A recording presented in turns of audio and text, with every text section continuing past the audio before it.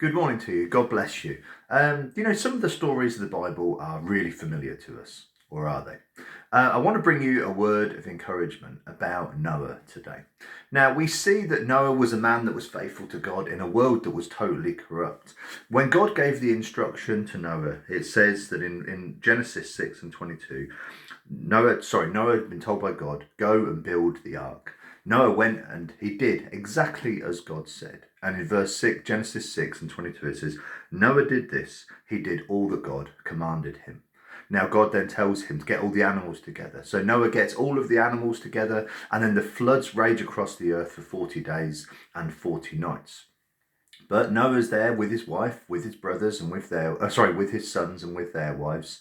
And of course, people would become impatient. I don't know about the smell of all of those animals on an enclosed space, but it can't have been pleasant. And no doubt his family would have been questioning. So at what point are we going to get off the boat? So we see though that in Genesis 8, it says, but God remembered Noah and all the beasts and all the livestock that were with him in the ark. And God made a wind blow over the earth, and the waters subsided. The fountains of the deep and the windows of the heavens were closed, and the rain from the heavens were restrained, and the waters receded from the earth continually. At the end of 150 days, the waters had abated, and in the 7th month, on the 17th day of the month, the ark came to rest in the mountains of Ararat. And the waters continued to abate until the 10th month, 3 months. In the 10th month, and on the first day of the month, the tops of the mountains were seen. At the end of 40 days, Noah opened the window of the ark that he had made and sent forth a raven. It went to and fro across the waters until the waters were dried up from the earth.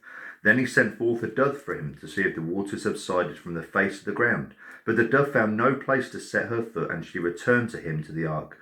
For the waters were still on the face of the whole earth. So he put out his hand and took her and brought her into the ark with him. He waited another 7 days, and again he sent forth a dove out of the ark. And the dove came back to him in the evening, and behold, in her mouth was a freshly plucked olive leaf. So Noah knew that the waters had subsided from the earth. Then he waited another 7 days, and sent forth the dove, and she did not return to him any more. In the 601st year, in the 1st month, the 1st day of the month, the waters were dried up from the earth. And Noah removed the covering of the ark and looked, and behold, the face of the ground was dry. In the 2nd month, on the 27th day of the month, the earth had dried out. Then God said to Noah, go out from the ark, you and your wife, your sons, and your sons' wives with you. Now, it says then, so Noah went out. Now, this is really important. Noah wasn't moved by what he saw. I've no doubt that he may have been troubled. Certainly when he saw the waters, he would have been troubled about the things that he saw. But it says that the ark came unto the mountain of Ararat, and it sat there. And it sat there for months. And Noah would have seen all of the earth drying out. And guess what? So would have his family. When are we getting out? When are we getting out? Look, you can see it's dry. Noah waits 7 days to send out a dove. He sends out the dove another 7 days later. It doesn't wait 10 minutes. Another 7 days he waits. But it is this that is important. That it says that everything dried out. Noah could see that the earth had dried out, that it was safe for him to get out of the ark, and yet he stayed in the ark, because until God said to him, so now you go out, it was only then Noah got out of the ark. He stayed on the ark until God told him to get out. He only did everything that God had said. How much do we do that God says? Do we do it immediately?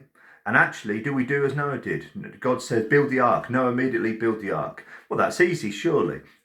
It's easy. If God said to you, go and do this, then you just go off and you do it. So how about God says, stay in the ark until I tell you? And you can see the whole of the earth, the whole of the floods subsiding, everything looking as if it's back to normal, everything looking as if it's safe, but you won't move, or will you, until God says, and now go out. Now get out of the ark. You know, sometimes the faith of Noah was in the waiting for God, not just for God to act, but for God to tell him, now is the time that is safe for you to move. Let us be a people of faith, not necessarily just a people of faith who are, right, let's go off and let's do, but a people of faith who are prepared to wait on the Lord. You know, we should be a people who are prepared to wait and to listen. Very, very quickly, just before we go.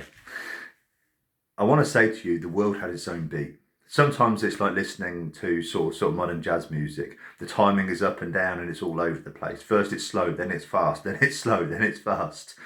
But God has a different timing, and it is a slow and steady beat. And God does not dance to the music of the world, and neither should we. We should be a people that are led by God and by his timing, and not a people that are led by the world in its dance. God bless you. Let us be a people of faith, prepared to wait for God. I hope that you have a wonderful day, and I'll see you tomorrow morning.